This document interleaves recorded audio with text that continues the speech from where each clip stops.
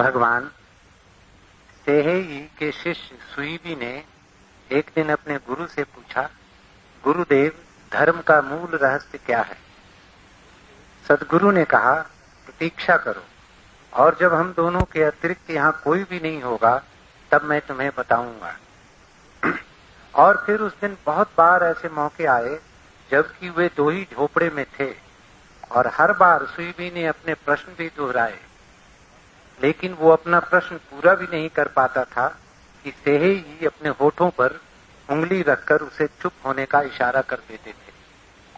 और फिर सांझ हो गई और सदगुरु का झोपड़ा बिल्कुल खाली हो गया। शिष्य ने फिर पूछना चाहा, लेकिन फिर वही होठों पर रखी हुई उंगली उत्तर में मिली। फिर रात उतर आई और पूर्णिमा का चांद आकाश में ऊपर उठाया। सुईबी ने कहा, अब मैं और कब तक प्रतीक्षा करूं? तब से ही उसे लेकर झोपड़े के बाहर आ गए और उसके कानों में उन्होंने फुसफुसा कर कहा, बांसों के ये वृक्ष यहाँ लंबे हैं और बांसों के ये वृक्ष यहाँ छोटे हैं, और जो जैसा है वैसा है, इसकी पूर्ण स्वीकृति ही स्वभाव में प्रतिष्ठा है, और स्वभाव धर्म है, और स्वभाव में जीना धर्म का मूल रहस्य है। शब्द में धर्म की अभिव्यक्ति है तथाता, सचनेस, और निशब्द में उसकी अभिव्यक्ति है शून्यता, वॉइडनेस। भगवान इस जैन बोध कथा को हमें विस्तार से समझाने की अनुकंपा करें।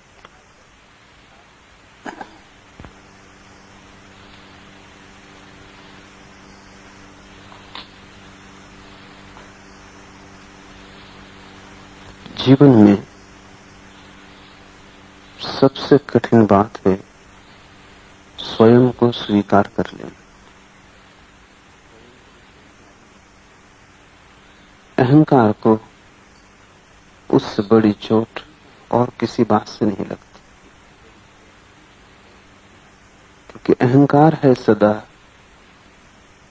कुछ और ज्यादा होने की महत्वाकांक्षा। जितना धन है तुम्हारे पास, अहंकार कहता है और ज्यादा हो सकता है, इससे ज्यादा करो। तुम्हारी योग्यता ज्यादा है और धन कम। ये तुम्हारे अनुकूल नहीं, योग्य नहीं, इतने थोड़े से तुम तृप्त हो जाओ। और ऐसा नहीं है कि धन बढ़ जाएगा तो तुम तृप्त हो जाओगे। कितना ही होगा धन, अहंकार बार बार कहेगा तुम्हारी योग्यता ज्यादा थी, अयोग्य तुमसे आके खड़े। जिन्हें भीख मांगनी चाहिए थी वो सम्राट हो गए, और तुम जिन्हें सम्राट होना चाहिए था केवल इतने पर अटके हो। अहंकार ज्यादा और ज्यादा होने का स्वप्न देता है, और अहंकार ये मानने को कभी राजी नहीं होता कि तुमने अपनी योग्यता के बराबर पा लिया। ये तो असंभव ही है कि अहंकार मानने को राजी हो कि मैंने अपनी योग्यता से ज्यादा पा लिया। तुम्हारी पात्रता अनंत मालूम होती, और जो मिलता है वो बहुत क्षुद्र मालूम होता है। यही दौड़ अस्वीकार है, और धन के संबंध में नहीं, सभी संबंधों में, सभी दिशाओं में, चाहे ज्ञान हो, चाहे यश हो, चाहे पद हो। ये सब संसार की चीजें तो हमारी समझ में भी आ जाती कि यहां दौड़ है और दौड़ छोड़ने जैसी है, क्योंकि दौड़ से सिवाय अशांति के और क्या मिलेगा। और फिर न तृप्त होने वाली दौड़ है, इसका कोई अंत नहीं। तुम जहां भी रहोगे इतने ही अतृप्त रहोगे जितने तुम यहां हो। पर मजा तो यह है कि ये दौड़ धर्म में भी प्रविष्ट हो जाती। जब तुम ध्यान करना शुरू करते हो तब भी यही दौड़। इतने से ध्यान से क्या होगा? तुम्हारी योग्यता बढ़ी, और तुम्हारे जीवन में तो समाधि बरसनी चाहिए। और इतनी छोटी सी शांति मिल गई, इससे क्या होगा?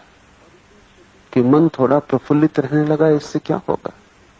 तुम्हारे जीवन में तो आनंद का महासागर होना चाहिए। छोटी सी प्रकाश की किरण मिली, इससे क्या होगा? हजार हजार सूर्य एक साथ उदित होने चाहिए। वही दौड़ जो पहले थी अब भी। पहले हम उसे सांसारिक कहते थे, अब धार्मिक कहते, लेकिन उसका स्वभाव तो बदला नहीं। क्या धार्मिक दौड़ भी हो सकती? दौड़ने का नाम ही संसार है, तो धार्मिक दौड़ तो हो ही नहीं सकती। धर्म तो रुक जाने का, ठहर जाने का नाम है, और रुकना ठहरना किसी आकांक्षा, किसी फल के लिए नहीं। रुकना ठहरना इस बात की समझ से कि जो मिला है वो काफी है। जो मिला है न केवल काफी है, शायद जरूरत से ज्यादा है। जो मिला है वो मेरी पात्रता से ज्यादा है।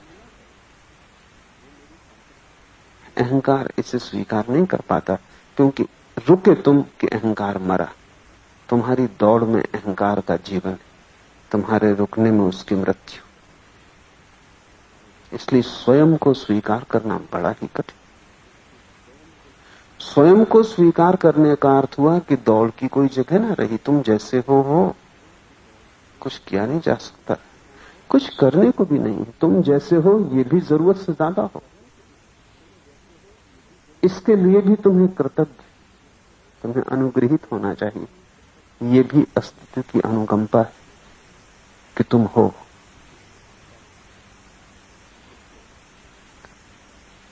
धार्मिक आदमी जिसे हम कहते हैं, वो मानने को राजी हो जाता है कि धन की दौड़ से क्या होगा, लेकिन वो ये मानने को राजी नहीं होता कि नीति की दौड़ से क्या होगा। वो कहता है नीति की दौड़ तो जारी रखनी पड़ेगी। बेईमानी है उसे तो छोड़ना है, ईमानदार होना है। चोरी है उसे छोड़ना है, अचोर होना है। अशांति है उसे त्यागना है, शांति की उपलब्धि करनी है।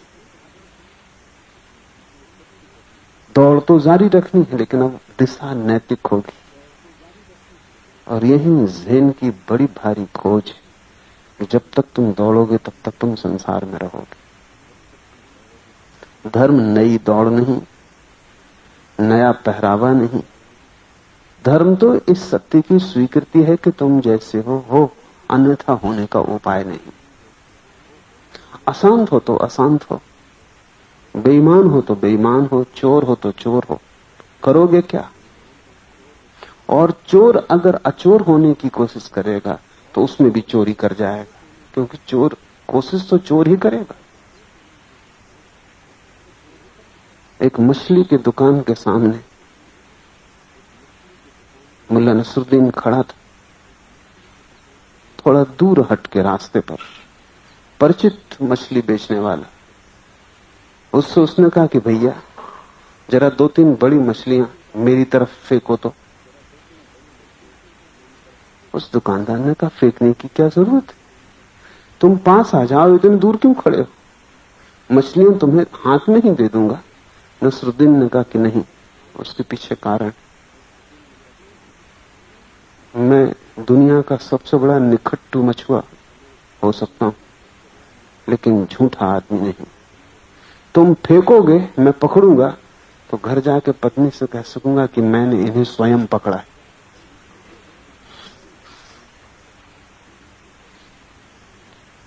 बेईमान आदमी ईमानदारी भी करने जाएगा तो जाएगा तो बेईमान। झूठ बोलने वाला सच भी बोलेगा तो बोलेगा तो झूठ बोलने वाला है। झूठा आदमी सच में से भी रास्ता निकाल लेगा। बेईमान ईमानदारी में से भी बेईमानी करेगा। हिंसक अहिंसा से भी हिंसा ही करेगा।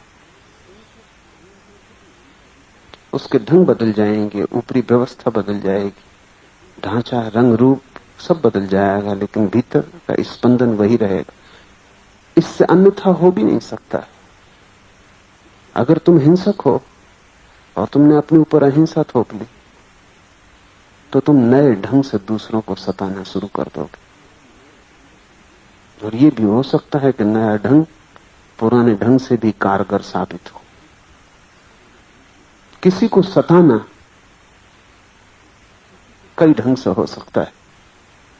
तुम किसी की गर्दन पे छुरा रखो तो तुम अपनी गर्दन पर छुरा रख के खड़े हो जाओ कि अगर मेरी बात न मानी तो मैं हत्या कर लूंगा। तो भी बात वही, तुम धमकी हिंसा की ही दे रहे हो, और पहली धमकी के मुकाबले तो शायद कोई आदमी टिक भी जाता है, लेकिन दूसरी धमकी के मुकाबले तुम दूसरे आदमी को इस मुसीबत में डाले दे रहे हो कि अगर राजी हो तो तुम्हारी बात के लिए राजी हो रहा है जो कि उसे गलत दिखाई पड़ती है, अगर न राजी हो तो एक छोटी सी बात के लिए तुम्हारे जीवन को नष्ट कर रहा है। इस योग भी नहीं मालूम पड़ता। महात्मा गांधी ने अनशन किया, डॉक्टर अंबेडकर को झुकाने के लिए। डॉक्टर अंबेडकर इसी मुसीबत में पड़े। जो कुछ गांधी कह रहे थे वो हरिजनों के लिए खतरनाक था, नुकसानदायक था। जो अंबेडकर कह रहा था वो हरिजनों के हित में था। जो गांधी कह रहे थे वो हिंदुओं के हित में था, हरिजनों के खिलाफ था। जो अंबेडकर कह रहा था हरिजनों के हित में था, हिंदुओं के खिलाफ था। लेकिन गांधी जी ने किया अनशन। ये अहिंसात्मक हिंसा है कि मैं मर जाऊंगा। तब अंबेडकर के ऊपर बोझ बढ़ता गया, सारे मुल्क का दबाव पड़ने लगा कि इतनी सी छोटी सी बात के लिए गांधी जैसे कीमती आदमी को खोना उचित नहीं। और फिर जिंदगी भर तुम अपराधी अनुभव करोगे कि तुम्हारे कारण तुमने जिद की। और मजा यह था कि जिद गांधी कर रहे थे, लेकिन अहिंसक जिद दिखाई नहीं पड़ती, क्योंकि अहिंसा के भीतर हिंसा छिपी होती है, वो ऊपर से पता नहीं चलती। अंबेडकर झुका, और मैं मानता हूं कि अंबेडकर के झुकने से अंबेडकर ने बताया कि वो ज्यादा अहिंसक है। अगर वो हिंसक आदमी होता तो कहता कि जो भी होना हो, जब तक मैं सही हूं और जब तक मुझे तर्क और विचार से सिद्ध नहीं किया जाता कि मैं गलत हूं, जब तक मुझे समझा के राजी नहीं किया जाता कि मैं गलत हूं, तब तक मैं नहीं झुकूंगा। लेकिन इतिहास की किताबें कुछ और कहेंगी। वो कहेंगे अंबेडकर जिद पर था, गांधी अहिंसक थे, और गांधी की अहिंसा ने उसको जीत लिया। जीता जरा भी नहीं। गांधी का ढंग बिल्कुल हिंसक है, उसका आवरण अहिंसक है।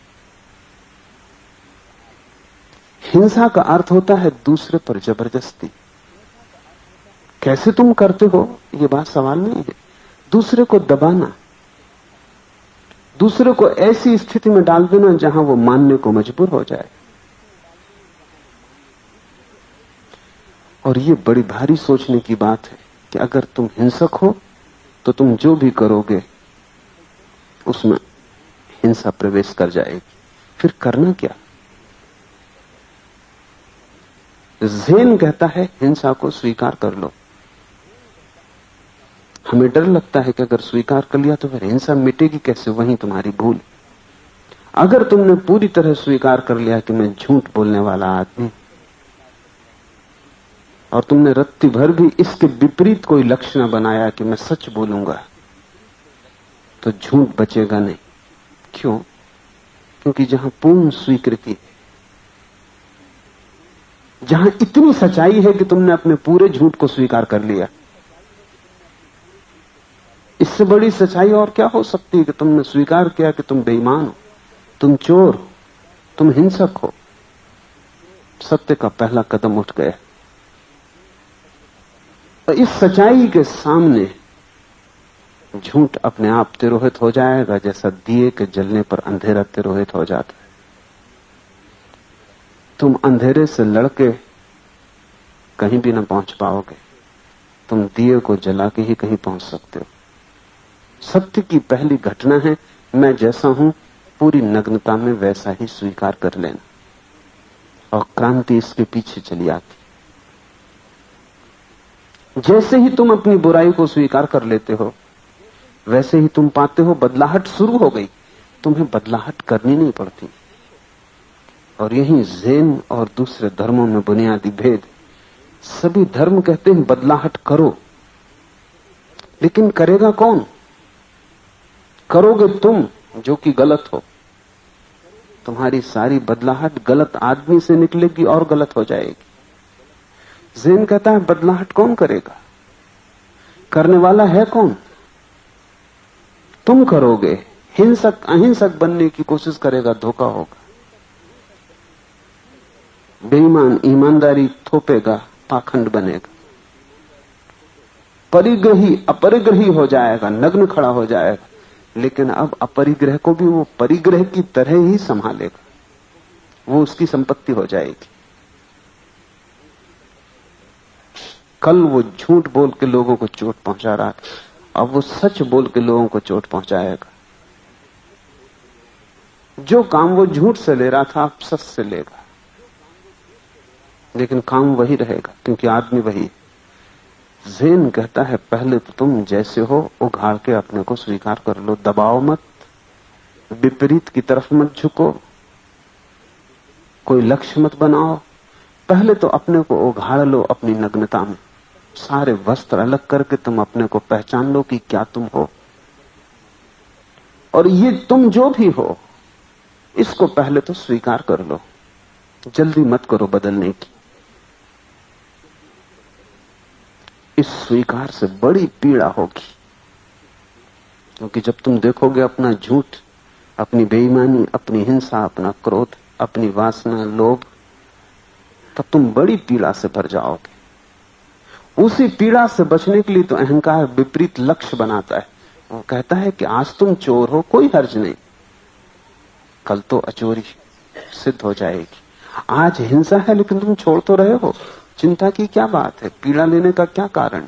थोड़े समय की जरूरत है, आज नहीं कल तुम अहिंसक हो जाओगे। अहिंसा का आवरण हिंसा की पीड़ा से गुजरने से तुम्हें बचाता है। गुरजेफ ने एक बहुत बहुमूल्य सिद्धांत इस सदी में दिया, वो इस संबंध में समझने जैसा है। उसने कहा कि आदमी अपने को बचाने के लिए बफर पैदा करता है। जैसे ट्रेन के दो डब्बों के बीच में बफर लगे होते कि अगर धक्का लगे तो दोनों डब्बे टकराते नहीं, बीच के बफर धक्के को पी जाते। जैसे कि कार और पहिए के बीच में स्प्रिंग लगे होते कि गाड़ी गड्ढे में भी पड़ जाए तो भी बैठा हुआ यात्री बहुत ज्यादा चोट ना खाए, वो स्प्रिंग चोट को पी जाए। तो गुरजेफ ने कहा कि आदमी अपनी गलती स्थिति को बचाने के लिए बफर बना लेता है चारों तरफ। तुम झूठ तो बोलते हो, लेकिन तुमने एक बफर लगा रखा है कि आज बोलता हूं, मजबूरी है, परिस्थिति है, लेकिन कोशिश पूरी कर रहा हूं कि कल सच बोलूंगा। वो कल का सच जो तुम कभी नहीं बोलोगे, क्योंकि कल कभी आएगा नहीं, लेकिन वो कल का सच आज तुम्हें झूठ बोलने में सहयोगी होगा। तुम्हारे अहंकार को आज तो रास्ता बना देगा कि आज बोल लो, मजबूरी है, समय बुरा है, परिस्थिति है, और नहीं बोलोगे तो मुसीबत होगी, कल तो पक्का। और रोज कल पे तुम टालते जाओगे, ये बफर है। इससे जीवन की चोट नहीं लगती और झूठ संभला रहता है। हिंसक हो तुम, पानी छान के पियो, वो बफर है। पानी छान के पीने से तुम्हारे अहंकार को न कोई चोट लगती, बल्कि और संभलता है। पानी छान के पीने से हिंसा थोड़ी मरती, शुद्ध पानी पीने से हिंसा के मरने का क्या संबंध है? स्वास्थ्य को लाभ होता है। और वो जो तुमने पानी छान के पी लिया, उससे तुम्हें भरोसा हो गया कि तुम अहिंसक हो। रात तुम भोजन नहीं करते, इससे क्या फर्क पड़ने वाला है? भोजन में थोड़ी हिंसा छिपी थी। हिंसा के रूप तो बड़े विराट और तुम्हारे जीवन के हर संबंध में छिपी। जीवन के हर कोने से हिंसा निकल रही। और इसलिए एक मजे की घटना तुम देखोगे कि अगर तुम्हारे घर में एक आधा आदमी धार्मिक हो जाए तो सारे घर के लोगों को परेशान करना शुरू कर देगा। करेगा इस ढंग से कि तुम इनकार न कर सकोगे। बड़ा गांधीवादी ढंग होगा परेशान करने का। लेकिन वो उपवास करेगा, वो रात भोजन नहीं करेगा, छना हुआ पानी पिएगा, इतनी घड़ी का तैयार किया हुआ घी लेगा, इस तरह का भोजन लेगा, इस तरह सोएगा, बैठेगा। और तुम पाओगे कि इस सब व्यवस्था से उसकी हिंसकता नष्ट नहीं हो रही, और बढ़ गई। वो और ज्यादा क्रोधी हो गया है। धार्मिक लोग और भी ज्यादा क्रोधी हो जाते। अगर तुम गांधी का जीवन पढ़ो तो तुम्हें ख्याल आएगा, क्योंकि गांधी से ज्यादा ज़ेन के विपरीत कोई जीवन खोजना मुश्किल है।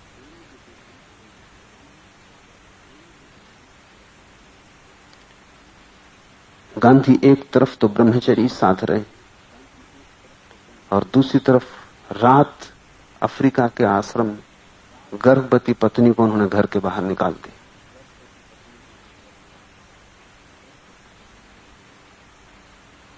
इतनी हिंसा, और एक तरफ अहिंसक, एक तरफ इंच इंच विचार करके चलते।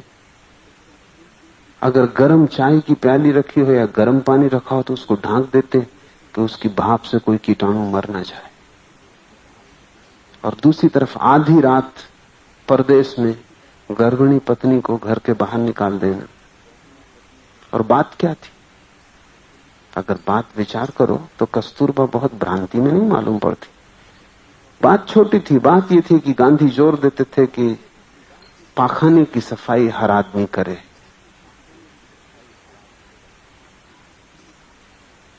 वो खुद करते थे, इसलिए मुसीबत और खड़ी हो जाती कि जब आदमी खुद करता है तो वो कहता है तुम भी करो। लेकिन अगर तुम्हें ठीक लगता है करना तो करो। तुम्हें जो ठीक लगता है वो दूसरे पे थोपने का तो कोई अर्थ नहीं। गांधी चाहते थे कस्तूरबा भी पाखाना उठाए, आश्रम भर का और सफाई करे। वो पुराने ढांचे की स्त्री थी। उसने कभी सोचा भी नहीं जिंदगी में कि पाखाना साफ करना पड़ेगा और अपने ही नहीं पूरे आश्रम का उठा के सिर पर ढोना पड़ेगा। वो इंकार करती थी, वो उसके लिए राजी नहीं थी। तो आधी रात अंधेरे में घर के बाहर निकाल के गांधी ने ताला बंद कर लिया कि जब तक वो अपनी बुद्धि ठीक नहीं कर लेती भीतर ना आने देंगे। अब थोड़ा सोचने जैसा है कि जो आदमी सब तरह से अहिंसक, ब्रह्मचर्य, अक्रोध सबको साधने की कोशिश में लगा है, उसके मन में भी इतनी हिंसा क्यों? वो दूसरे को क्षमा क्यों नहीं कर पाता? दूसरे की भूल को इतनी गंभीरता से क्यों लेता है? दूसरे के प्रति सदैव क्यों नहीं हो पाता?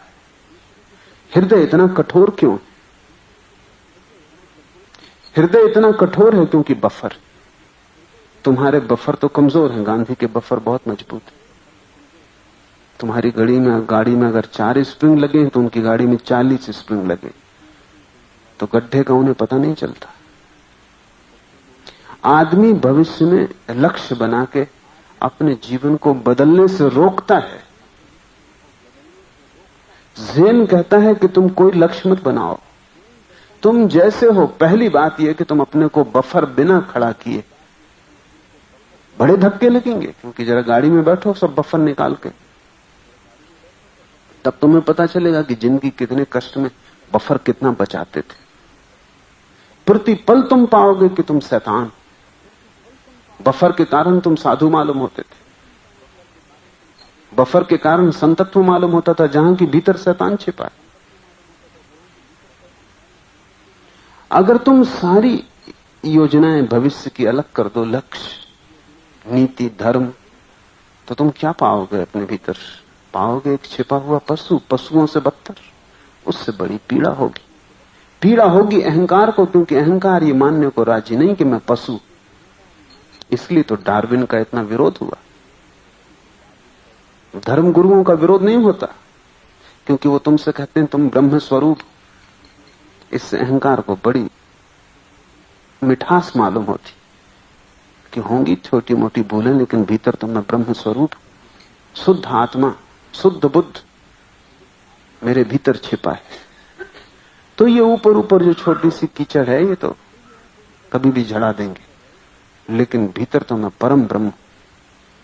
इसलिए धर्मगुरु तुम्हारे जीवन में क्रांति नहीं ला सकते। वे जो कह रहे हैं भला सच हो, लेकिन झूठ है, आदमी को सच भी दो वो उसे झूठ कर लेता है, वो कर ही लेगा। वो ऐसे ही जैसे कि कड़वी जहर भरी हुई किसी बोतल में तुम एक बूंद शक्कर की डाल दो, वो भी कड़वी हो जाएगी। तुम भरे हुए हो कड़वाहट से, तुम्हारी मिठास बस ऊपर ऊपर है, तुम्हारा लिबास है, वो तुम्हारे अंग वस्त्र है, भीतर जहर है। उस जहर को देखना अहंकार के लिए सबसे कठोर तपश्चर्या है, क्योंकि तुम्हारी सारी प्रतिमा खंडित हो जाएगी, तुम्हारे सब चेहरे नीचे गिर जाएंगे। तुम जब अपनी नग्नता में सामने आओगे तुम पाओगे तुम जैसा कोई भी पशु नहीं, तुम जैसा हिंसक कोई नहीं, तुम जैसा झूठ चोर बेईमान कोई नहीं, तुमसे बड़ा कोई पापी नहीं। अगर ये सारी प्रतीति तुम्हें होगी तो अहंकार कहां खड़ा रहेगा। तुमने अहंकार के खड़े होने की जगह मिटा दी। और ध्यान रहे, जैसे ही अहंकार गिरता है जीवन में क्रांति आनी शुरू होती, क्योंकि अहंकार सब पाप का मूल है। वो सभी पापों को छिपाता है, ढांकता है, वो सभी पापों को बचाता है, वो पापों के ऊपर सोने की खोल चढ़ा देता है। इसलिए पाप स्वर्ण पात्र बन जाते। उपनिषद के ऋषियों ने गाया है कि हे परमात्मा, स्वर्ण से ढके इस पात्र को तू उखाड़ दे। वो कौन सा पात्र जो स्वर्ण से ढका है? वो तुम्हारे अहंकार का पात्र है, वो तुम हो। और अहंकार ने ऊपर ऊपर तो बड़ी नक्काशी कर ली। इसलिए डार्विन ने जब कहा कि आदमी पशुओं से पैदा हुआ है तो सारी दुनिया में विरोध हुआ, क्योंकि तुम्हारा अहंकार ये स्वीकार न कर सकेगा कि तुम पशु से पैदा हुए। तुम्हारा अहंकार तो सोचता था परमात्मा ने स्वयं अपनी ही प्रतिमान में तुम्हें बनाया है, अपने ही जैसा तुम्हें बनाया है। आदमी डार्विन के पहले परमात्मा से बस एक सीढ़ी नीचे था, और डार्विन ने उसे बस बंदर के एक सीढ़ी ऊपर रख दिया। बड़ा फासला हो गया। लेकिन मैं तुमसे कहता हूं, डार्विन की बात को समझोगे अगर, तो शायद तुम जल्दी परमात्मा तक पहुंच जाओगे। क्योंकि जो व्यक्ति अपने सत्य को स्वीकार करता है, जैसा भी हूं, उस स्वीकृति के साथ ही क्रांति शुरू हो जाती। लेकिन ऐसा क्यों होता है? ये क्रांति क्यों शुरू होती? क्योंकि पहले तो महान पीड़ा पैदा होती है, आग जलती। उस आग में तुम्हारी अस्मिता गल जाती है, अहंकार गल जाता है। तुम देखते हो घोषणा करने का कोई अर्थ ही नहीं, मैं हूं क्या, ये मेरी वास्तविकता है। अहंकार की दौड़ समाप्त हो जाती। और जब अहंकार की दौड़ समाप्त हो जाती, तुम किसके लिए झूठ बोलोगे? अहंकार के लिए ही तो तुम झूठ बोल रहे थे। जहां प्रेम नहीं था वहां बतला रहे थे प्रेम है, जहां मुस्कुराहट नहीं थी वहां मुस्कुरा रहे थे। अहंकार को ही छिपाने और बचाने के लिए तो सारा आयोजन था। अब जब अहंकार ही ना बचा तो किसको बचाना है? अहंकार के लिए तो ब्रह्मचर्य की घोषणा कर रहे थे, भीतर काम वासना थी। अब जब अहंकार ही ना बचा तो किसको बचाना है? अब घोषणा क्या करनी? तुम्हारा मूल गिर गया, जड़ें कट गई, शाखाएं अपने आप कुमला जाएंगी। तो पहले तो एक बड़ी पीड़ा का क्षण आएगा जिसमें तुम्हारा जीवन नर्क हो जाएगा। है नर्क, स्वर्ण से ढका है, स्वर्ण टूटेगा तुम नर्क हो जाओगे। और इस नर्क से तुम्हें गुजरना ही पड़ेगा, क्योंकि वही तपश्चर्या है। बदलने की जरा फिक्र मत करना, सिर्फ जानने की कोशिश करना, क्योंकि बदलना भी छुपाने का ढंग है। जब तुम सोचते हो हिंसा बुरी है, तब तुम हिंसा को ढांकने लगते हो। अहिंसा अच्छी है, अहिंसा को ओढ़ने लगते हो। जब तुम सोचते हो काम वासना पाप है, तो तुम उसे छिपाते हो भीतर, दबाते हो भीतर। ब्रह्मचर्य भला है तो दीवालों पर लिखते हो कि ब्रह्मचर्य ही जीवन। जो अच्छा है उसे तुम ओढ़ते हो, जो बुरा है उसे तुम छिपाते हो। लेकिन जब तुम राजी हो स्वीकार करने को जो भी है, तो तुम तख्तियां उतार दोगे अपनी दीवालों से। तब तुम जानोगे कि काम वासना है, ब्रह्मचर्य तो सिर्फ तख्तियों में लिखा है। और जब ये बड़े से बड़े झूठ हैं जो तुम्हारी जिंदगी को परेशान कर रहे हैं, ब्रह्मचर्य, अहिंसा, अपरिग्रह, अचौरी, ये सब तुम्हारे लिए झूठ है। महावीर के लिए सच रहे होंगे, दूसरे का सच तुम्हारे लिए सच नहीं हो सकता, वो तुम्हारे लिए झूठ है। उन शब्दों को तुम मत ढोए जाओ। पहले तो पीड़ा आएगी, नरक आएगा। तुम एक घड़ी से गुजरोगे जहां तुम्हारे जीवन में सब सुख खो जाएगा, दुख ही दुख रह जाएगा। तुम उबलोगे जिससे कोई ने तुम्हें ज्वालामुखी के मुंह पे रख दिया। लेकिन अगर तुमने साहस रखा, हिम्मत रखी, और तुमने फिर से इन घावों को ढांकना शुरू नहीं कर दिया, और तुम राजी रहे कि जो भी हो मैं अब स्वीकार करता हूं, मैं प्रकृत होने को राजी हूं, अब मैं कोई विकृति न ढांकूंगा और अब मैं कोई संस्कृति न ओढ़ूंगा, अब मैं प्रकृत होने को राजी हूं, थोड़े ही दिन में तुम पाओगे कि पीड़ा जाने लगी, द्वंद्व खोने लगा। और अहंकार तो गिर चुका था, अब वे चीजें गिरने लगी जिनसे तुमने अहंकार को ढांका और छिपाया था। अब झूठ बोलने का कोई कारण न रहा। तुम झूठे हो ही तो अब बोलने का क्या प्रयोजन है? अब किसी को यह समझाने की क्या जरूरत है कि मैं सच्चा आदमी हूं?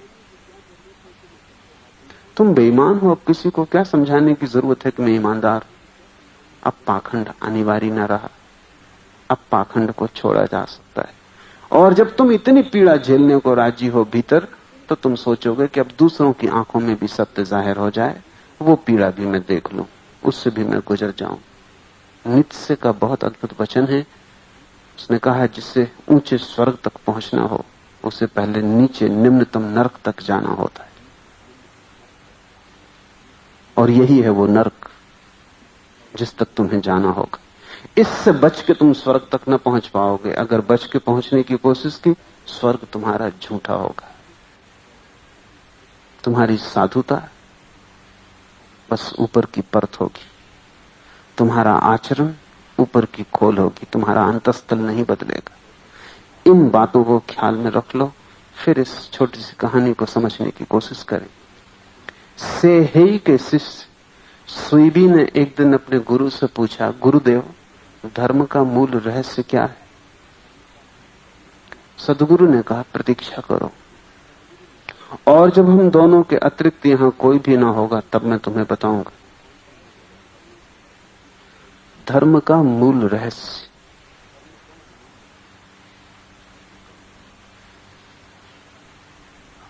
यहूदी, मुसलमान, हिंदू पूछते हैं संसार को किसने बनाया, परमात्मा का स्वरूप क्या है? लेकिन बुद्ध ने कहा यह प्रश्न व्यर्थ। प्रश्न तो सिर्फ एक पूछने जैसा है कि स्वभाव क्या है। धर्म का अर्थ रिलीजन नहीं, धर्म का अर्थ है तुम्हारा मौलिक स्वभाव। तो बुद्ध हिंदू, मुसलमान, ईसाई, जैन इनको धर्म नहीं कहते। तो कहते हैं जैसे आग का स्वभाव जलाना है वो उसका धर्म, पानी का स्वभाव नीचे की तरफ बहना है वो उसका धर्म है। ऐसा अस्तित्व का क्या स्वभाव है, समग्र का क्या स्वभाव है? क्योंकि जब तक हम समग्र के स्वभाव को ना जान लें तब तक हम उससे मिलने की कोशिश भी कैसे करेंगे? और जब तक हमें स्वभाव के सूत्र का ही पता ना हो तो हम स्वभाव के साथ मिलन की कैसे आशा रख सकते हैं? इसलिए जैन शिष्य अपने गुरु से नहीं पूछते कि संसार को किसने बनाया, किसने भी बनाया हो, क्या प्रयोजन? परमात्मा कहां है, कहीं भी हो, क्या लेना देना है? उसकी शक्ल कैसी है, कैसी भी हो। बुद्ध ने कहा ये सब प्रश्न असंगत, और धार्मिक आदमी इनको नहीं पूछता। इनको जो लोग पूछते हैं वो कुतूहली लोग हैं, बचकाने। जिससे छोटे छोटे बच्चे पूछते हैं कुतूहल के बस, इस झाड़ को किसने बनाया, चांद को किसने बनाया, सूरज को किसने बनाया, उस तरह की बातें। बुद्ध ने कहा बुद्धिमान व्यक्ति तो एक ही प्रश्न पूछता है कि स्वभाव क्या है। स्वभाव अर्थात धर्म। इस शिष्य ने पूछा गुरुदेव धर्म का मूल रहस्य क्या है। सदगुरु ने कहा प्रतीक्षा करो। ये बड़े मजे की बात है। इस प्रतीक्षा करो के दो अर्थ हो सकते हैं। एक कि प्रतीक्षा करो ये धर्म का स्वभाव है, यही स्वभाव है। अगर तुम प्रतीक्षा करना सीख जाओ तो तुम पहुंच जाओगे स्वभाव में, धर्म में, मूल रहस्य खुल जाएगा। प्रतीक्षा का अर्थ होता है तुम कुछ मत करो, तुम सिर्फ प्रतीक्षा करो। तुम बदलने की कोई चेष्टा मत करो क्योंकि वो अधैर्य होगा। तुम सिर्फ राह देखो, बाट जो हो। तुम्हारे करने से कुछ होने वाला भी नहीं। तुम सिर्फ बैठ जाओ और प्रतीक्षा करो और धर्म का रहस्य तुम्हारे सामने खुल जाएगा।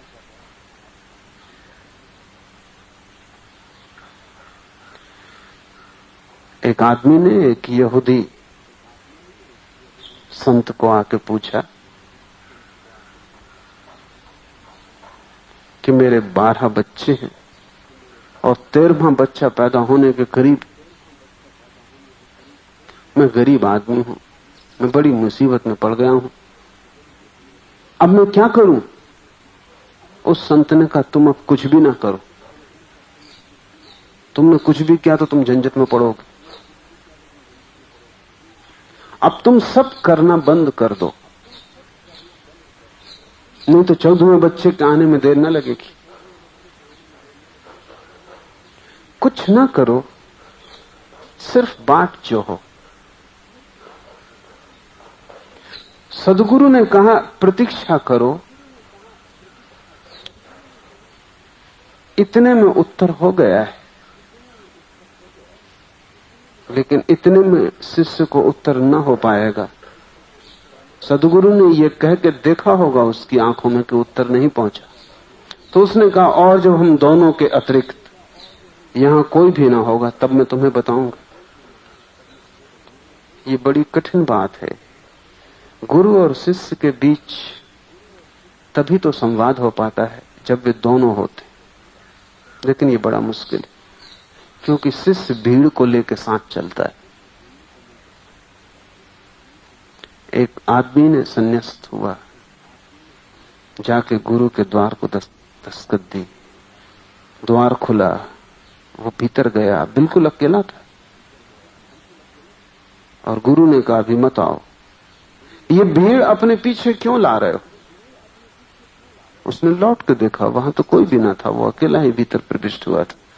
उसने कहा आप भी कैसी मजाक करते, मैं अकेला हूं। गुरु ने कहा आंख बंद करो, पीछे लौट के देखने से ना होगा, भीड़ पीछे नहीं है भीतर। उसने आंख बंद की और सच्ची वहां भीड़ थी। पत्नी रो रही थी, पिता समझा रहे थे मत जा, मित्र गले मिल रहे थे। जिस गांव से भी वो आया था सारे गांव के लोग उसे गांव के बाहर तक पहुंचाने आए थे। वो सारी भीड़ भीतर मौजूद थी। जब तुम गुरु के पास बिल्कुल अकेले हो, उसी क्षण गुरु कह सकता है जो तुम जानना चाहते हो।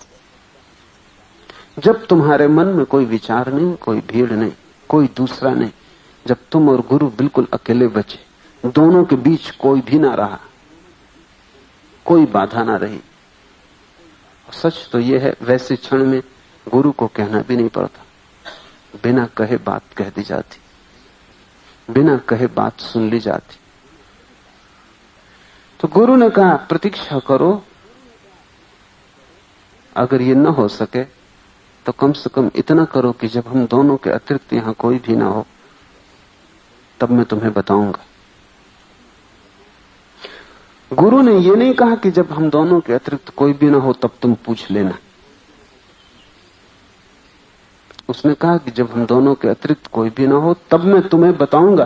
तुम्हारे पूछने का सवाल नहीं, क्योंकि अगर तुम पूछने के ख्याल से भरे रहे तो हम दोनों अकेले हो ही ना पाएंगे। वो पूछने का विचार, प्रश्न भी तो बीच में बाधा बन जाएगा। बुद्ध अपने शिष्यों को निरंतर कहते थे कि जब तक तुम पूछना चाहते हो तब तक तुम मुझे उत्तर देने का मौका नहीं देते। तुम पूछना छोड़ो ताकि मैं उत्तर दे सकूं। हमें दिखती है बात विरोधाभासी, क्योंकि हम कहते हैं जब तक हम पूछना चाहते हैं तभी तक तो उत्तर की जरूरत है, और जब हम पूछेंगे नहीं तो फिर उत्तर का क्या प्रयोजन। हमें लगता है बुद्ध बड़ी अतर्क बात कह रहे हैं, लेकिन बुद्ध ठीक कह रहे हैं, क्योंकि जब तक मन प्रश्न से भरा है तब तक उत्तर के लिए संधि भी तो नहीं मिलती, भीतर प्रवेश की जगह भी नहीं मिलती। तुम इतने उत्सुक होते हो पूछने को कि तुम सुनने को राजी ही नहीं होते। तुम इतने भरे होते हो प्रश्न से कि उत्तर जाए कैसे तुम्हारे भीतर। वहां खालीपन चाहिए।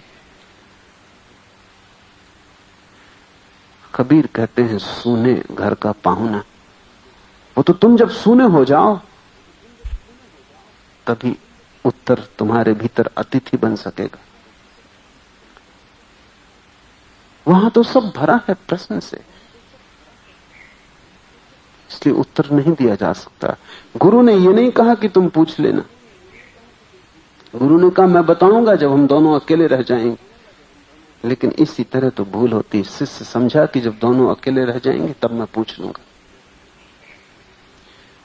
और फिर उस दिन बहुत बार ऐसे मौके आए जबकि वे दो ही झोपड़े में थे, और हर बार सुईबी ने अपने प्रश्न दोहराए।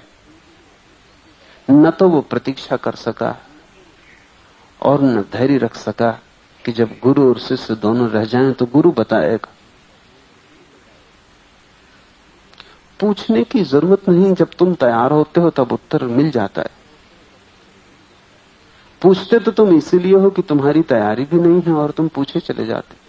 और अपात्र के लिए कोई उत्तर नहीं, और अपात्र को जो उत्तर देता है वो तुम्हारे जैसा ही ना समझ, उसके उत्तर का कोई मूल्य नहीं।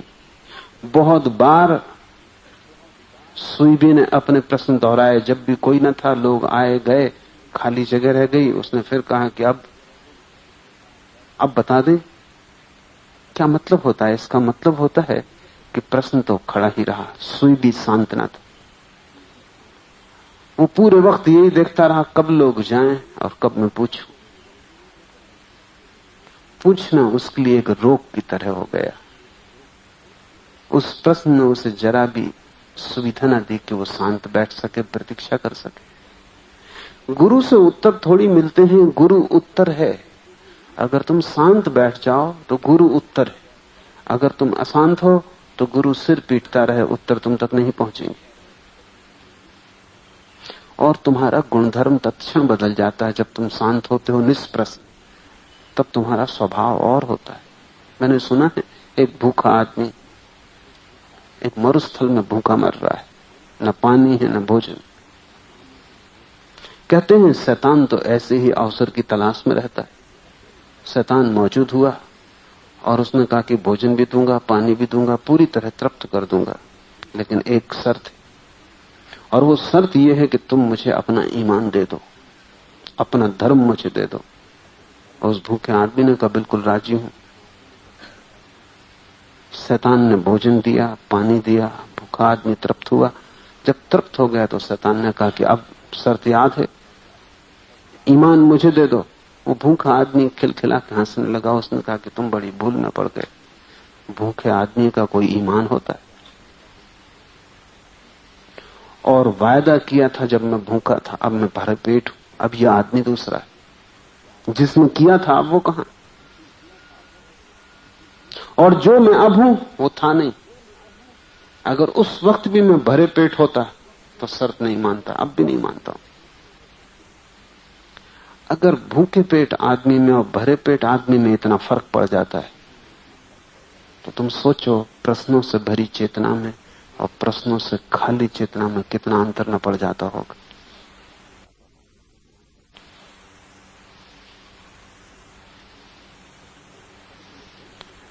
जब तुम प्रश्न से भरे हो तब तुम उत्तर समझने में असमर्थ हो, अयोग्य हो। तुम्हारी उत्सुकता इतनी है प्रश्न में कि उत्तर पे तुम ध्यान न दे पाओगे। उत्तर दिया भी जाए तो चूक जाएगा। और मैं तुमसे कहता हूं कि उस दिन भी जब सुई भी बार बार पूछता रहा, तब भी गुरु का अस्तित्व, उसका होना ही प्रतिपल उत्तर दे रहा था। लेकिन प्रश्न की इतनी उत्सुकता थी कि गुरु की तरफ सुई भी देख ही नहीं रहा था। वो देख रहा था लोग चले जाएं तो मैं पूछूं। उसका मन कहीं और अटका था। लेकिन जब भी वो अपना प्रश्न उठाता, वो प्रश्न पूरा पूछ भी ना पाता कि सेहेई अपने ओंठों पर उंगली रख के उसे चुप होने का इशारा कर देते। ये उंगली ओंठ पर रखना बड़ा गहरा प्रतीक है। उपयोग तो हम भी करते हैं, जब किसी को चुप करना हो तो हम ओंठ पर उंगली रख लेते। लेकिन इसका मतलब तुम्हें पता है क्या होता? आखिर ओंठ पर उंगली रख लेने का मतलब चुप्पी क्यों होता है? इतना तो समझ में आता है कि ओंठ बंद रखो, लेकिन ये एक उंगली क्या कहती? ये सिर्फ ओंठ बंद रखने को नहीं कहती, वो तो इसका ऊपरी प्रतीक हुआ। भीतर एक रहे, ओंठ बंद और भीतर एक। तुम भीतर दो ना रहो। वो गुरु बार बार कहता था कि जिस भीड़ की मैंने बात की है, कि जब सब लोग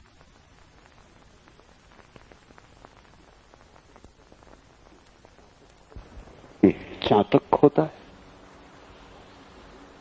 और स्वाति की बूंद की प्रतीक्षा करता है। अगर पूछने वाला ऐसा मुंह फाड़े आकाश की तरफ देख रहा है और सिर्फ स्वाति की बूंद की प्रतीक्षा कर रहा है, सारे प्राण प्यास बन गए, तो फिर साधारण सी पानी की बूंद मोती बन जाती। गुरु का साधारण सा इशारा मोती बन जाता है। और तुम चातक नहीं हो, और तुम कैसी भी गंदी पानी पीने के आदी हो, और तुमने आकाश की तरफ, चांद की तरफ आंखें नहीं उठाई हैं, और तुमने चातक की तरह प्रतीक्षा नहीं की है। वैसा तुम्हारा प्रेम नहीं, प्यास नहीं, वैसा तुम्हारे पास प्राण नहीं, तो गुरु अमृत भी बरसाए तो भी तुम्हारे भीतर मोती नहीं बनेगा। साधारण पानी मोती बन जाता है। प्यास, एक की प्यास और प्रतीक्षा का परिणाम है वो।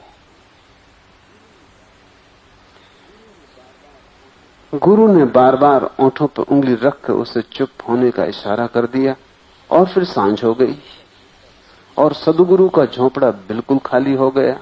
अब वहां कोई भी न था। शिष्य ने फिर पूछना चाहा, लेकिन फिर वही ओंठों पर रखी हुई उंगली उत्तर में मिली। अब जरा ज्यादा हो गया, रात भी ढल गई, दिन जा चुका, अब कोई आने जाने वाला भी न रहा। बहुत प्रतीक्षा कर ली। ये कोई प्रतीक्षा है जिसमें ऐसा लगे बहुत प्रतीक्षा कर ली? जिस प्रतीक्षा में ऐसा लगे अब बहुत हो गया, वो प्रतीक्षा थी ही ना, तनाव थी। तनाव बहुत होता है, प्रतीक्षा कभी बहुत नहीं होती। तनाव अति से होता है, प्रतीक्षा कभी अति से नहीं होती। क्योंकि प्रतीक्षा का अर्थ तो बड़ी शांत दशा है, वो ज्यादा तो हो ही नहीं सकती। जरूरत से ज्यादा प्रतीक्षा कभी नहीं होती। लेकिन तुम्हें लगता है, क्योंकि तुमने प्रतीक्षा जानी ही नहीं। तुम भीतर तो तने थे, उबल रहे थे, तुम भीतर तो पूछ रहे थे, तुम बस राह देख रहे थे कब लोग जाएं, लेकिन तुम एक क्षण को भी शांत नहीं बैठे थे। प्रतीक्षा का अर्थ क्या होता है? प्रतीक्षा का अर्थ होता है मुझे कोई जल्दी नहीं है, जल्दी है ही नहीं।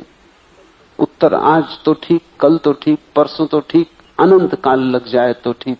प्रतीक्षा का अर्थ होता है समय का मुझे सवाल नहीं। प्रतीक्षा समय विरोधी, और जितना तुम्हें समय का बोध है उतनी ही तुम प्रतीक्षा करने में असमर्थ हो जाओगे।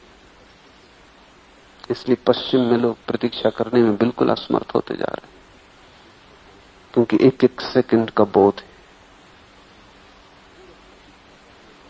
पूर्व प्रतीक्षा करना जानता था, क्योंकि जीवन समय नहीं था, जीवन एक अनंतता थी, कोई जल्दी ना थी। कहीं पहुंचने को कहां है, मंजिल पे तुम हो ही। कुछ मिलने को क्या है, जो मिलने योग्य तुम्हें मिला ही हुआ है। और प्रतीक्षा के क्षण में यही तो दिखाई पड़ जाता है कि मैं वही हूं जिसको मैं खोज रहा था, लेकिन मैं इतनी दौड़ में था कि खड़े होकर देख ही ना पाया कि मैं हूं, मैं कौन हूं। इसका कोई स्मरण ना आया, क्योंकि इतनी जल्दी थी, इतनी भाग दौड़ थी। और तुमने कभी ख्याल किया कि जितनी तुम जल्दी में होते वो उतनी ही देर लग जाती। अगर ट्रेन पकड़नी है जल्दी में तो बटन ऊपर के नीचे लग जाती, कोट की दाईं बाएं हाथ में चली जाती, बाएं पैर का जूता दाएं पैर में जाने लगता है, सब अस्त व्यस्त हो जाता है। तुम जब जल्दी में होते हो तब जल्दी हो पाती, तुम जितनी जल्दी करते हो उतनी देर हो जाती, क्योंकि जल्दी से भरा हुआ चित्त अस्त व्यस्त और अराजक हो जाता है।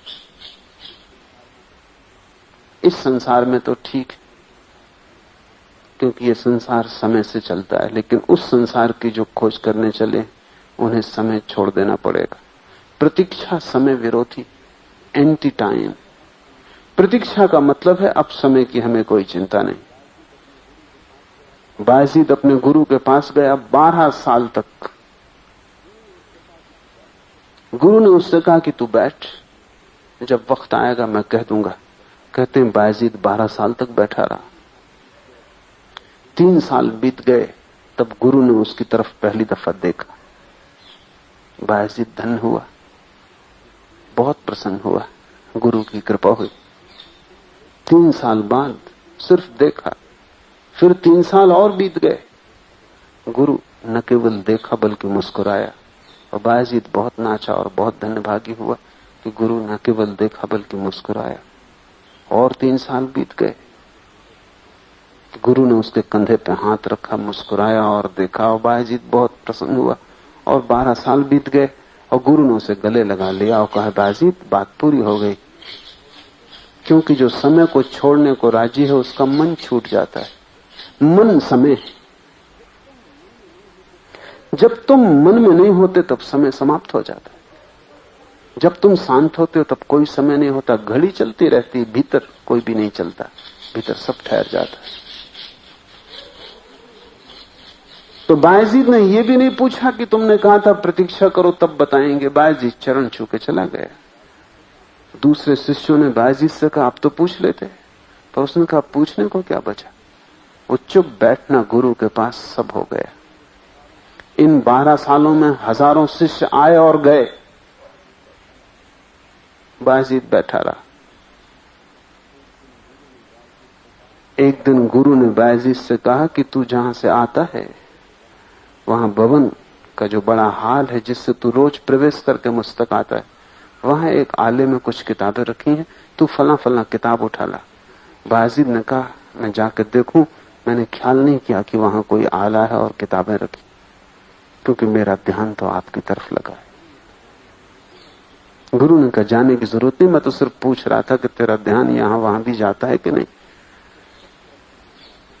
जब सब प्रश्न गिर जाते हैं और ध्यान सिर्फ गुरु की तरफ लगा होता है, तब आ गया वो अकेलापन जिसके लिए इससे ही ने इस शिष्य को कहा था, लेकिन वो जल्दी में था। वो बिल्कुल तुम जैसा होगा, वो जल्दी उत्तर मिल जाए तो जाए।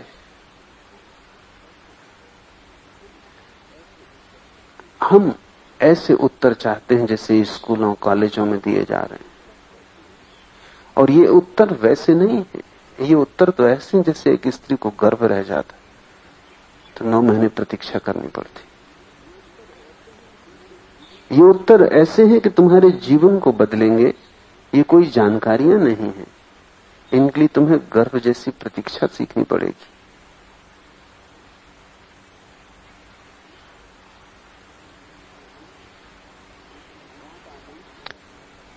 रात आ गई, झोपड़ा बिल्कुल खाली हो गया। शिष्य ने फिर पूछना चाहा, लेकिन फिर वही ओंठों पर रखी हुई उंगली उत्तर में मिली। फिर रात उतर आई और पूर्णिमा का चांद आकाश में उठाया। आखिर सुबह ने कहा, अब मैं और कब तक प्रतीक्षा करूं? इसने प्रतीक्षा की ही नहीं। जब तुम कहते हो अब मैं और कब तक प्रतीक्षा करूं, तब तुम खबर देते हो तुमने प्रतीक्षा की ही नहीं। क्योंकि जो प्रतीक्षा करता है वो कभी भी ये नहीं कहता कि अब मैं और कब तक। ये और कब तक बताता है कि मन प्रतीक्षा नहीं कर रहा था, मन मांग रहा था। मन निष्क्रिय नहीं था, मन सक्रिय था। सक्रियता थका देती, इसलिए तो वो पूछता है और कब तक। अब वो थक गया है। प्रतीक्षा से कोई कैसे थकेगा?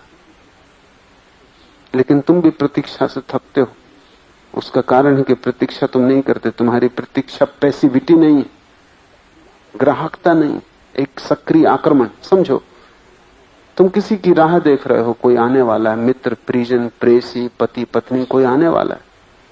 तुम दरवाजे के पास अपने घर में बैठे हो। बड़ी थकाने वाली होती है प्रतीक्षा। राह पर कोई की आवाज और तुम चौंक गए, किसी के पैर के जूतों की आवाज तुमने फिर झांक कर देखा, कोई द्वार से गुजरा फिर तुम उठ के आए। बड़ी थकाने वाली। थोड़ी देर में ही तुम सोचते हो और कब तक करूं प्रतीक्षा। ठीक ऐसे ही ये शिष्य भी करता रहा होगा।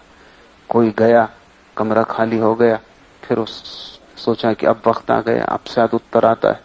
फिर पूछा, फिर ओंठ पर उंगली बंद कर दी गई, फिर उसे चुप कर दिया गया। वो बड़ी बेचैनी में रहा होगा। उसकी प्रतीक्षा एक चैन न थी, वो चातक की प्रतीक्षा न थी, वो एक बंदर की प्रतीक्षा हो सकती। बंदर को तुमने देखा वृक्ष पर, वो बैठ भी नहीं सकता एक जगह थोड़ी देर।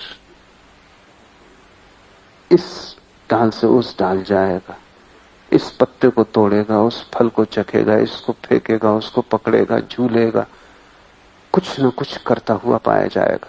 इसलिए मैं कहता हूं डार्विन ठीक ही कहता है कि आदमी बंदर से पैदा हुआ। क्योंकि अगर हम आदमी के मन को भी देखें तो करीब करीब बंदर से मेल खाता है, किसी और से मेल नहीं खाता। जब उसने कहा अब मैं और कब तक प्रतीक्षा करूं, तब वो हार गया। गुरु दो स्थितियों में उत्तर देता है। या तो तुम हार जाओ, तब तुम्हें उत्तर दे देता है कि ठीक, अब तुम जानो। और जब तुम जीत जाओ, जीत का मतलब है कि जब तुम प्रतीक्षा में पूरे उतर जाओ, तब तुम्हें उत्तर देता है। पहले उत्तर से दर्शन शास्त्र बनता है, दूसरे उत्तर से धर्म। जब गुरु तुम्हारी परेशानी को देखकर उत्तर दे देता है, तब शास्त्र निर्मित होता है, सुंदर सिद्धांत जन्मते। लेकिन जब तुम्हारी प्रतीक्षा के भरपूर हो जाने से तुम्हें उत्तर देता है, तब जीवन में क्रांति घटती, तब सिद्धावस्था पैदा होती। शिष्य थक गया। और ध्यान रहे, उत्तर तो एक ही है, चाहे गुरु तुम्हारी थकान से दे, चाहे तुम्हारे भराव से दे, उत्तर तो एक ही है। उत्तर में फर्क नहीं पड़ता, गुरु की तरफ से फर्क नहीं पड़ता, तुम्हारी तरफ फर्क पड़ जाए। गुरु तो वही कहेगा। तुम बेचैन होकर पूछो तो, तुम चैन से भर के पूछो तो।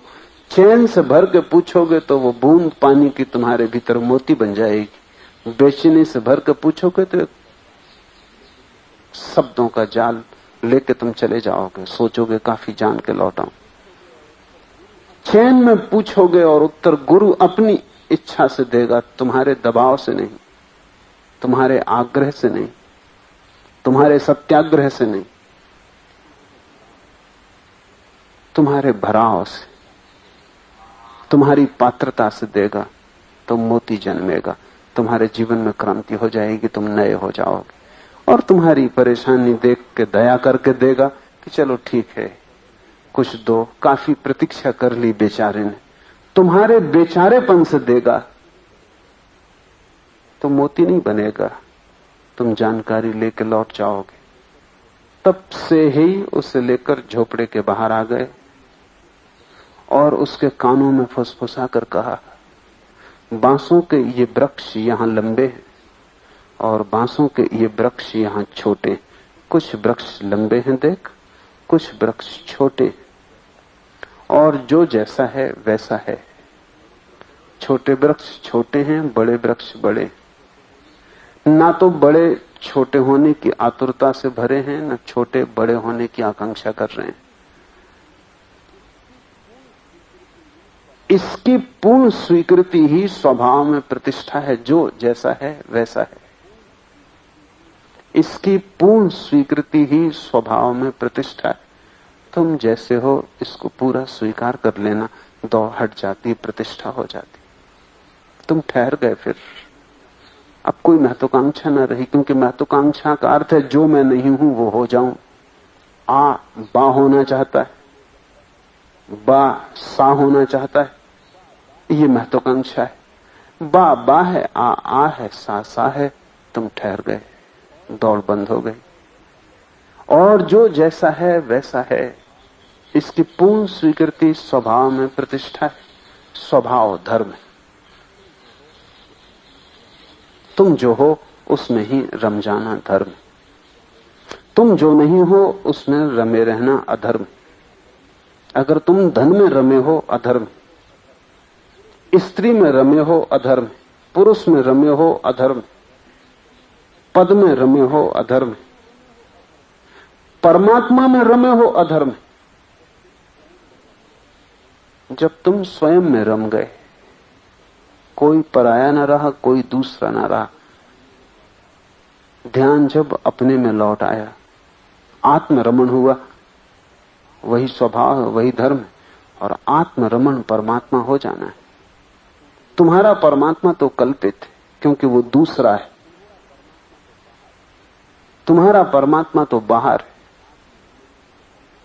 लेकिन आत्मरमण से जो परमात्मा उपलब्ध होता है वो तुम्हारे भीतर है, वो तुम स्वयं हो।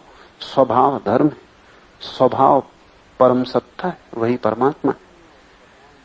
स्वभाव धर्म है और स्वभाव में जीना धर्म का मूल रहस्य। अपने में जीना।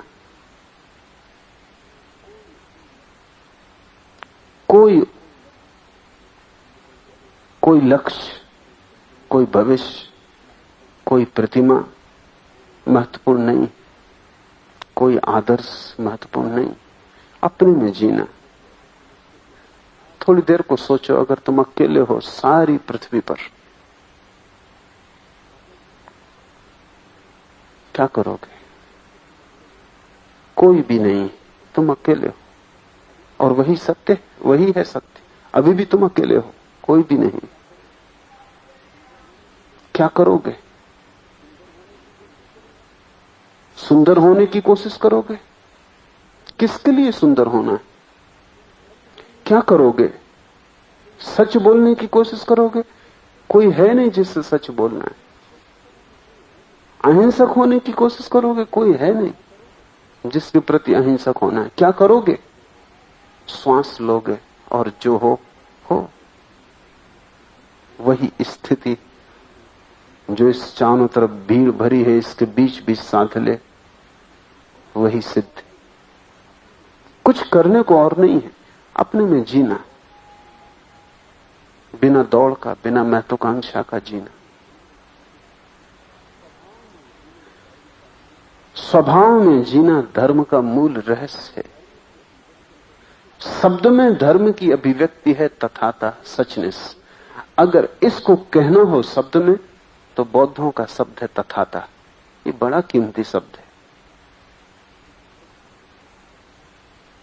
सचनेस। अगर बुद्ध से कहो आप बूढ़े हो गए, वो कहेंगे हां, वस्तुओं का ऐसा स्वभाव है, जो जवान है वो बूढ़ा होता है। इससे कुछ पीड़ा नहीं, इससे अन्यथा होता ही नहीं।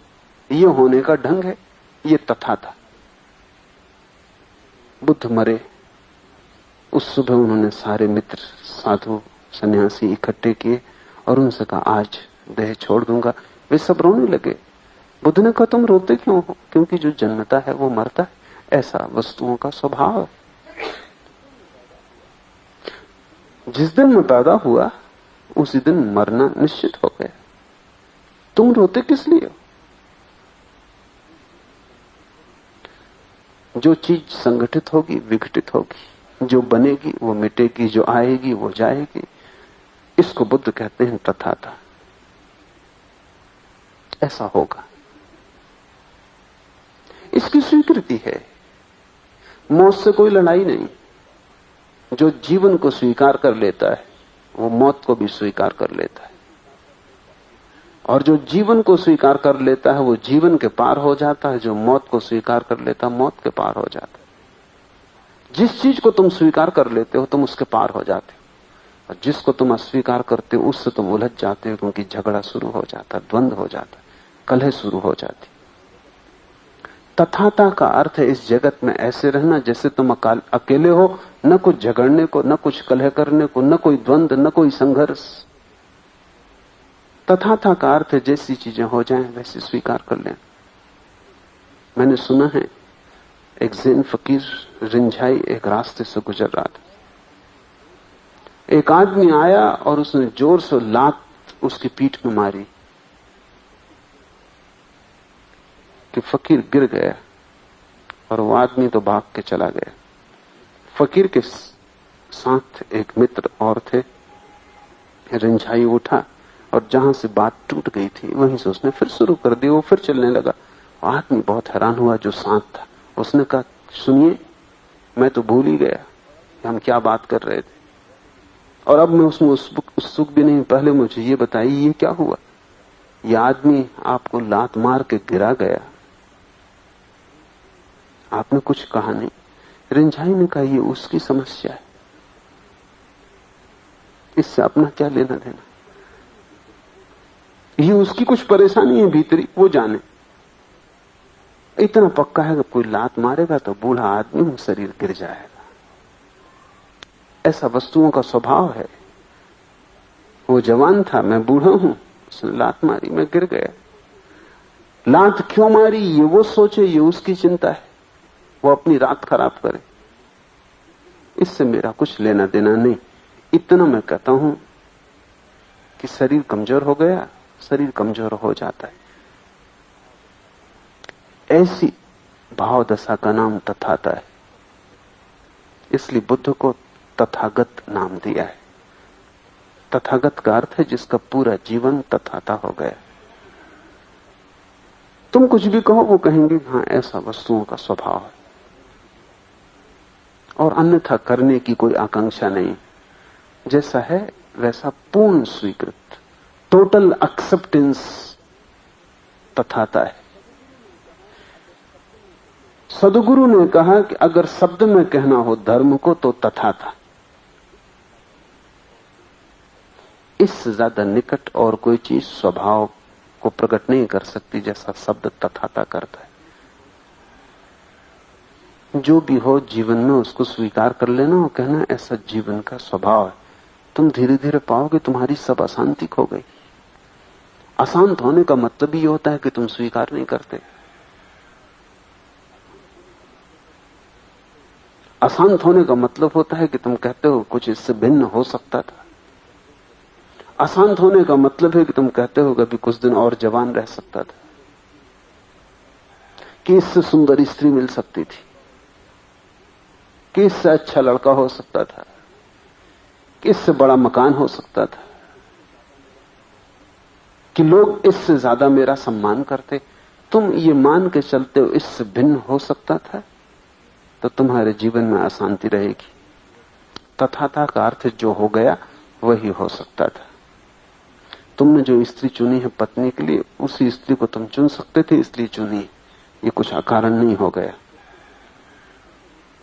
तुम जिस बच्चे को जन्म दे सकते थे उसको ही जन्म दिया है, वो कुछ अकारण आसमान से नहीं टपक गया। इसलिए रोज छाती मत पीटो कि ये बुद्धू है, कि बेईमान है, कि चोर है। तुमसे चोर पैदा हो सकता था, चोर पैदा हो गया। तुम्हें जो मिल सकता था वो मिल गया, तुम्हें जो नहीं मिल सकता था वो नहीं मिला। तथाता का अर्थ है अन्यथा की कोई आकांक्षा नहीं है। जैसा हो गया है उससे मैं राजी हूं, क्योंकि अन्यथा हो ही नहीं सकता। तब तुम कैसे अशांत होगे, तब कैसा तनाव, तब तुम्हें ध्यान करने की क्या जरूरत। बुद्ध ने कहा है तथाता को तुम जो राजी हो गए तो ध्यान व्यर्थ है। क्या करोगे ध्यान करके, कैसी पूजा, कैसी प्रार्थना, क्या करना है।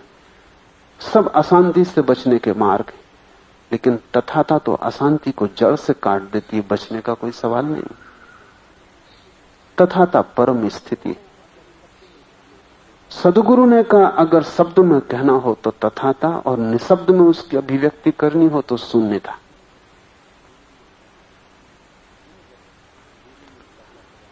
दिन भर गुरु ने पहला प्रयास किया था। गुरु शून्य होकर बैठा हुआ था। गुरु शून्य था। जहां शून्यता है वहीं सदगुरु। लेकिन ये शिष्य पूछने वाला अकेला ना हो पाया, ये शांत ना हो पाया। नहीं तो गुरु दिन भर बोला था। जब भी उसने ओंठ पे उंगली रखी थी, शिष्य ने समझा कि जवाब नहीं देना चाहता, तभी वो जवाब दे रहा था कि इधर भी एक हूं, उधर भी तू एक हो जा। इधर एक शून्य, उधर एक शून्य। क्या तुम्हें पता है, दो शून्य मिलते हैं तो दो शून्य नहीं होते, एक ही शून्य होता है। इसलिए शून्य बड़ा अद्भुत है। कितने ही शून्य मिलाओ, एक ही होता है। और संख्याएं मिलाओगे तो ज्यादा कम होंगी, लेकिन शून्यों का मिलन, अगर दो व्यक्ति शून्य हो जाएं तो वहां एक ही व्यक्ति बचता है, दो नहीं बचते। शून्य की कोई सीमा नहीं है, कोई परिधि नहीं है। एक शून्य दूसरे शून्य में लीन हो जाता। उधर गुरु जब बार बार ओंठ पे उंगली रखता था तो वो कहता था एक इधर, तू भी उधर एक हो जा। ये भीड़ हटा, बीच में कुछ और मत ला। पूरे दिन कोशिश की थी शून्यता से बताने की, वो सफल नहीं हो पाई, क्योंकि गुरु तो शून्य था, शिष्य प्रश्न से भरा था, वो तना हुआ था, उसे उत्तर चाहिए। उत्तर दिया जा रहा था, उसके लिए वो अंधा था, इसलिए दूसरा उत्तर गुरु को देना पड़ा। पर ये बड़ी मीठी कथा है। उसने ये बात भी बड़े फुसफुसा के कान में कही, क्योंकि गुरु शब्द का उपयोग करता है बड़े संकोच के साथ, इसलिए फुसफुसा के। ये प्रतीक है सिर्फ। उसने बड़े कान में फुसफुसा के कहा। कुछ कहने की जरूरत ना थी फुसफुसा के, कोई और सुन लेता तो कुछ हर्ज ना था। पर क्यों उसने फुसफुसा के कहा? इसलिए कहा कि शब्द में बड़ा संकोच है, बोलते से ही सत्य झूठ जैसा हो जाता है। कहा नहीं कि विकृत हुआ तो कोई और न सुन ले,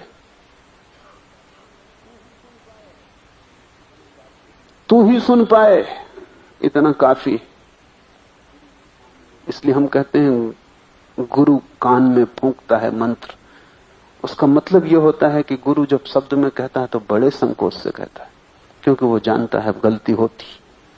और जब मैं कह रहा हूं वहीं आधा हो जाता है सत्य, फिर तुम्हारे कान में पड़ेगा, फिर तुम अपने मन को उसमें मिलाओगे और टूट जाएगा। फिर तुम किसी से कहोगे, क्योंकि बहुत मुश्किल है उसे संभाल के रखना। इसलिए पुरानी परंपरा है कि गुरु जब मंत्र दे तो तुम उसे किसी से कहना मत। वो इसीलिए कि कुछ तो सत्य वहीं खराब हो गया जब उसने शब्द बनाया, शून्यता तथाता बनी, फिर उसने तुम्हें कही, फिर तुम किसी और को कहोगे, फिर वो कोई और किसी और को कहेगा। मूल में जो गंगोत्री थी वो अंत में एक गंदा डबरा हो जाएगी। और मनुष्य के मन और शरीर का एक ढंग है। वो ढंग ये है कि अगर तुम भोजन करोगे तो मलमूत्र से उसे निकालना पड़ेगा। तुम उसे कैसे खींचोगे? उसे शरीर के बाहर से लाए हो, बाहर भेजना पड़ेगा। अगर तुमसे कोई बात कह दे तो तुम्हें तब तक चैन न मिलेगा जब तक तुम किसी और से न कह दो, क्योंकि जो भी भीतर गया उसे बाहर निकालना पड़ेगा। इसलिए तुम सुनते भी नहीं पूरा कि गए और किसी को बताया।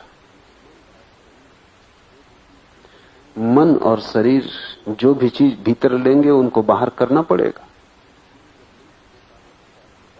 इसलिए गुरु जब मंत्र देता वो कहता है इसे बाहर मत करना, इसे भीतर रहने देना, बड़ी बेचैनी होगी इससे। और अगर तुमने हिम्मत रखी और तुमने संभाला अपने को और न कहा किसी को, तो धीरे धीरे जो शब्द में दिया है, अगर तुमने बाहर शब्द में न दिया तो धीरे धीरे भीतर शब्द भी पिघल के बह जाएगा और शून्यता निर्मित हो जाएगी। लेकिन सदगुरु से जब भी तुम सुनते हो, तुम जाके किसी को कहने की कोशिश करते हो। तुम शायद सुनते ही इसलिए हो कि किसी के सामने जाके ज्ञान प्रकट कर दो। वहीं तुम भूल कर रहे हो। वहीं भीतर लिया, बाहर गया, सब व्यर्थ हो गया। अगर कुछ महत्वपूर्ण हो तो उसे संभाल लेना, गर्भ की तरह भीतर, उसे किसी को मत देना। तो धीरे धीरे अगर तुमने न दिया, बहुत बार मन कहेगा दे दो, किसी को समझा दो, किसी को बता दो, नहीं दिया, धीरे धीरे ऊपर जो शब्द की परत है वो पिघल के टूट जाएगी और भीतर जो शून्यता गुरु ने दी थी वो प्रकट हो जाएगी। और जब तुम्हारे भीतर शून्यता पैदा हो जाए तब तुम हकदार हो, तब तुम शब्द से किसी को दे देना, क्योंकि अब ये शब्द उधार ना होगा, फिर गंगोत्री से आएगा। और जिसको दो उसको भी कह देना कि संभालना, इसको ऐसे ही मत दे देना उधार का उधार, इसको जीवंत बना लेना, ये नगद हो जाए तुम्हारे भीतर तब देना। तो दुनिया में दो तरह की परंपराएं हैं। एक परंपराएं हैं जो कभी की मर चुकी, क्योंकि शब्द गुरु ने दिए, फिर उन शब्दों को पीढ़ी दर पीढ़ी लोग देते गए, कंठस्थ करते गए, वो मर चुकी। दूसरी परंपरा जो कान में चलती रही है, फुसफुसा के चलती रही है, जो गुरु ने दी शिष्य को और कहा कि जब तक तेरे भीतर शून्यता ना आ जाए तब तक मत देना, तब तक संभालना। तो दुनिया में दो तरह की धर्म, एक तो सार्वजनिक धर्म है, हिंदू, इस्लाम, ईसाई, मुसलमान, बौद्ध, जैन, उसका कोई मूल्य नहीं, वो कचरा है। शब्द तो वही हैं जो दिए गए थे, वही दोहराए गए हैं, लेकिन वो इतने गलत मुंह से दोहराए गए हैं, इतनी बार दोहराए गए हैं कि झूठे हो गए, खराब हो गए, अब उनका कोई मूल्य नहीं, वो गंदे हो चुके। पर सभी धर्मों के भीतर छोटी छोटी रेखाएं, वो बड़ी बारीक। सारा बौद्ध धर्म विकृत हो गया, लेकिन ज़ेन बारीक जिंदा है। ये ज़ेन वो बारीक दूसरी परंपरा है।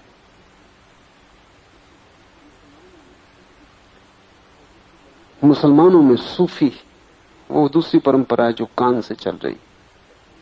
यहूदियों में हसीद वो पतली लीक है जो कान से चल रही। गुरु शिष्य को देता है और इस शर्त के साथ देता है कि जब तक तू गुरुता को पैदा ना हो जाए तब तक मत देना, तब तक संभालना, शब्द को आत्मसात कर लेना। बाहर दिया कि फिर आत्मसात ना हो सकेगा।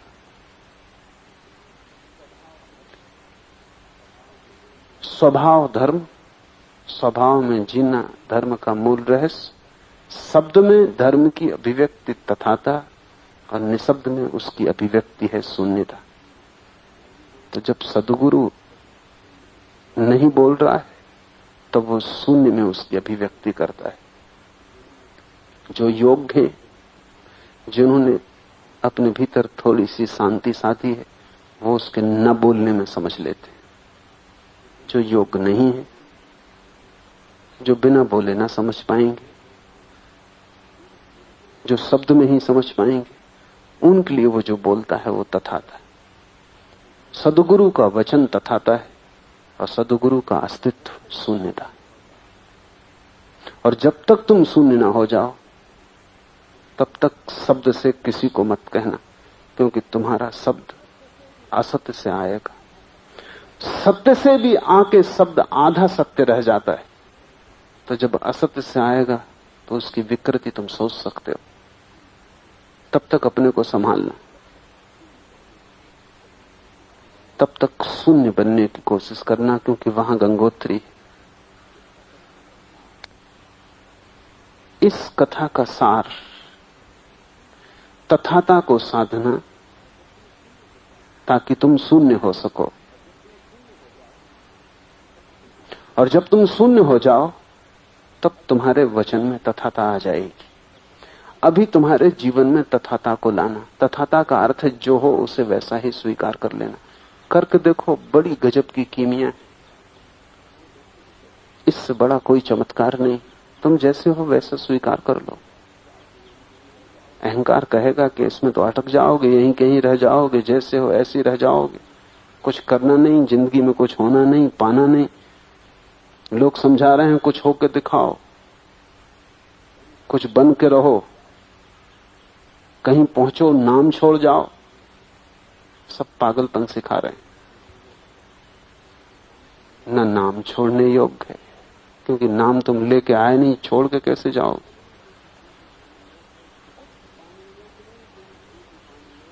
कुछ पाने योग्य नहीं, क्योंकि जो भी पाने योग्य है उसे तुम साथ ही लिए हो। वो तुम्हारी श्वास श्वास में बसा है। और जिसकी तुम तलाश कर रहे हो,